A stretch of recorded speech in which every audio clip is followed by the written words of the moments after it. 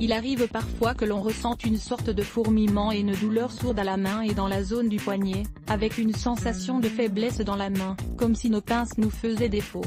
Qu'est-ce que le syndrome du canal carpien? Peu d'entre nous auront à connaître ces symptômes. Néanmoins, pour ceux qui sont touchés par cette affection, et lorsque celle-ci devient chronique, elle est très invalidante. En effet, on ne peut plus se servir de sa main. La douleur peut alors devenir très aiguë et même insupportable. Que faire si l'on a la malchance d'être touché par ce mal? Est-il vrai que l'opération est la seule alternative? Existe-t-il un remède ou un médicament pour soigner le syndrome du canal carpien? La médecine officielle tend à préconiser la chirurgie lorsqu'une maladie a un caractère anatomique comme celui-ci. De la même façon, le mécanicien se limite généralement à commander une nouvelle pièce au fabricant pour remplacer l'ancienne lorsque notre voiture est en panne de moteur. N'avez-vous jamais entendu dire qu'il n'y a plus de bons mécaniciens mais seulement des gens qui se limitent à remplacer les pièces? Il en est hélas parfois de même pour la médecine. Y a-t-il d'autres solutions? Analysons un peu les causes, les symptômes, les traitements officiels et les traitements alternatifs existants. Qu'entend-on par syndrome du canal carpien, SCC? Le canal carpien est un conduit étroit qui se trouve au centre du poignet. Le long de ce conduit passe le nerf médian, l'un des responsables de l'innervation d'une partie de la main. Nous avons donc affaire à un conduit très étroit dont le diamètre peut se réduire sous l'influence de divers facteurs. Il se resserre ainsi sur le nerf en l'empêchant de fonctionner correctement. Cette pression sur le nerf médian va avoir une grande répercussion sur la sensibilité et le mouvement d'une partie de la main. On peut ressentir une souffrance qui va d'une simple sensation de fourmillement persistante et tenace à une sensation assez douloureuse et typiquement nerveuse. En même temps, on peut ressentir une faiblesse, un phénomène communément appelé perdre les pinces, en référence à celle que forment le pouce et l'index. Cela se produit parce que les muscles de la main qui sont commandés par le nerf médian ne reçoivent pas les impulsions nécessaires pour fonctionner correctement. À la longue, cette situation peut entraîner une lésion musculaire permanente, et les mains perdent alors leur force de préhension.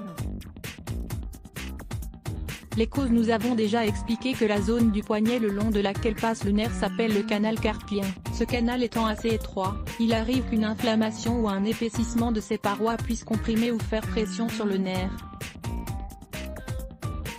Cela provoque une douleur, un engourdissement, des fourmillements ou une faiblesse. Voilà en quoi consiste le syndrome du canal carpien. Il survient généralement chez les personnes de 30 à 60 ans.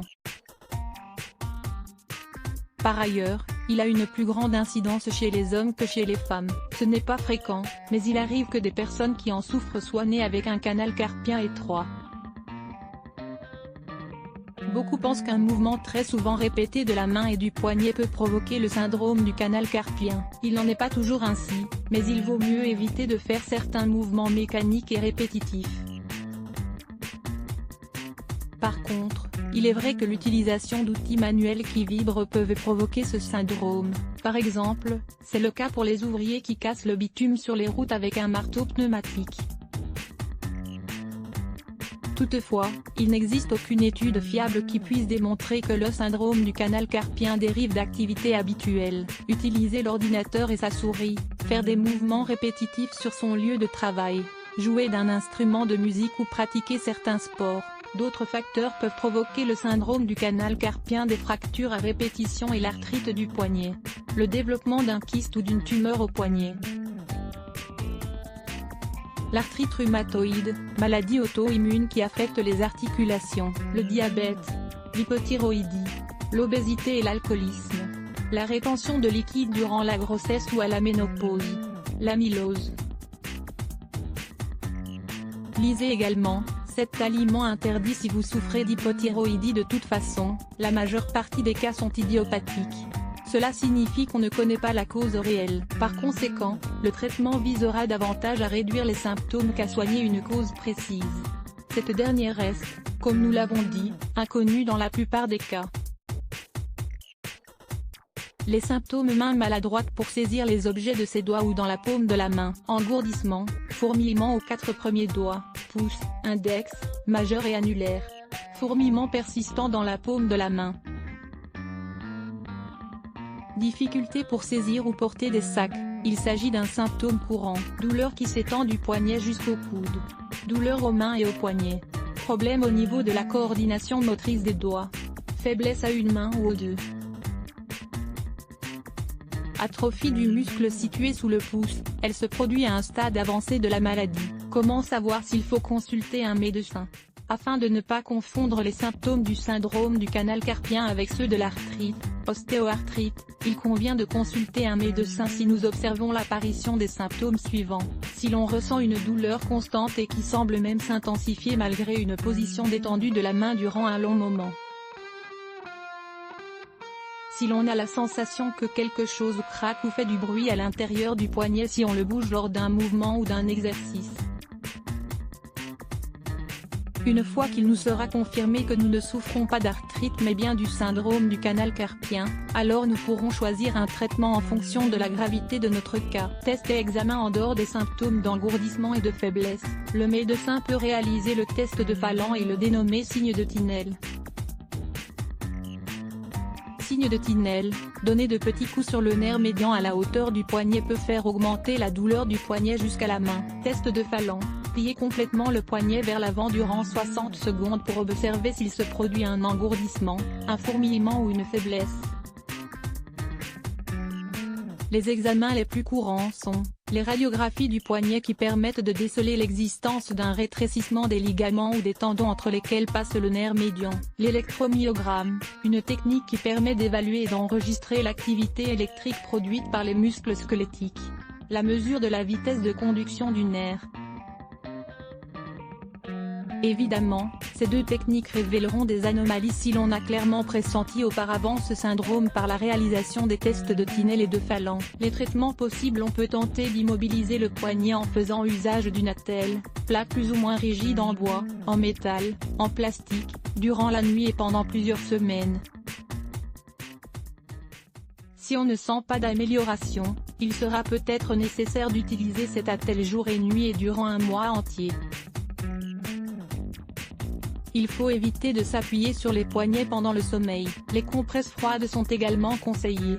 Les médicaments. Parmi les médicaments utilisés pour traiter le syndrome du canal carpien figurent les anti-inflammatoires non stéroïdiens comme l'ibuprofène ou le naproxène.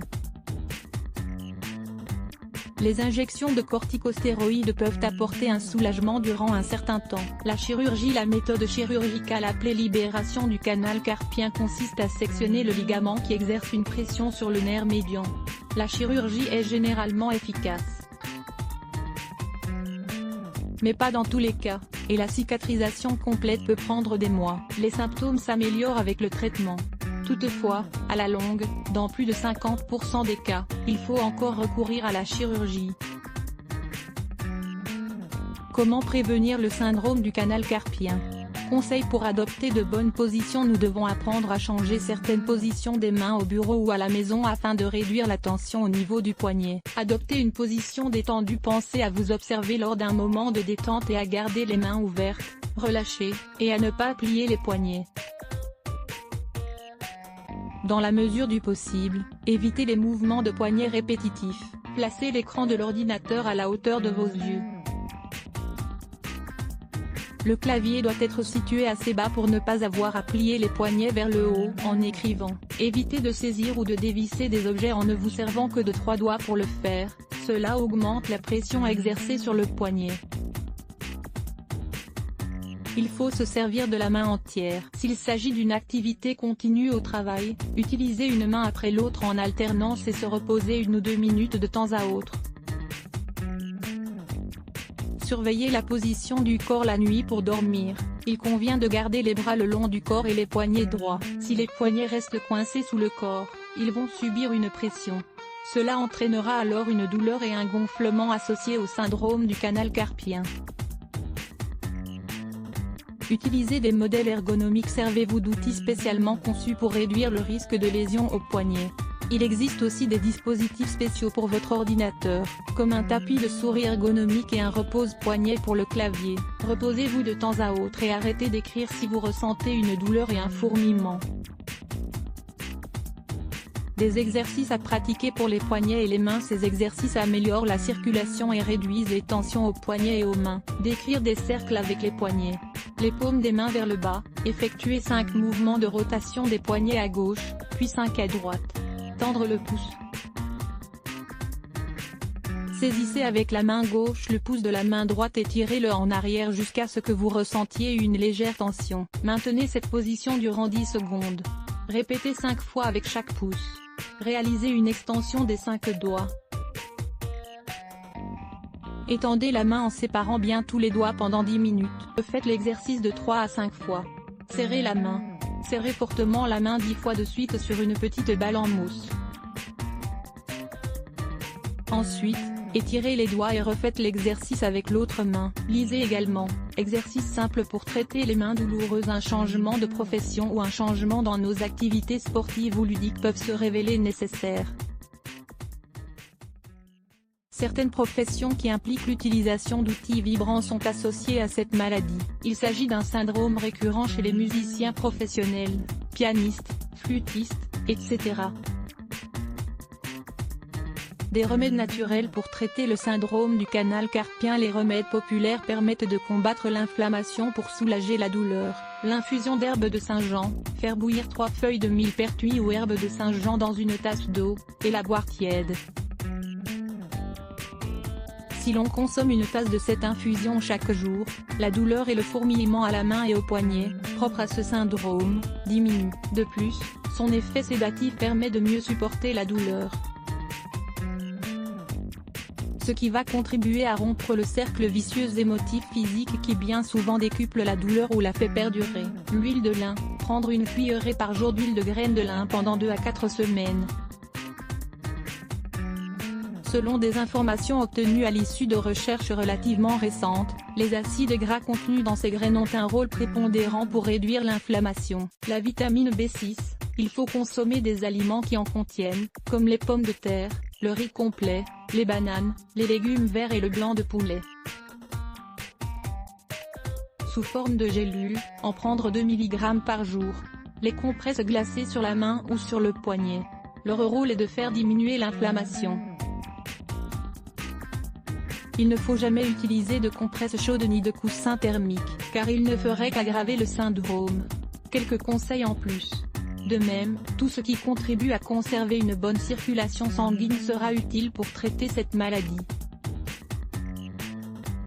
Voilà pourquoi une nutrition correcte et de l'exercice pratiqué régulièrement sont des remèdes indispensables pour notre santé. Si ce syndrome est traité de façon adéquate, aucune complication ne devrait apparaître. Mais si aucun traitement n'est appliqué, le nerf peut être endommagé de façon permanente.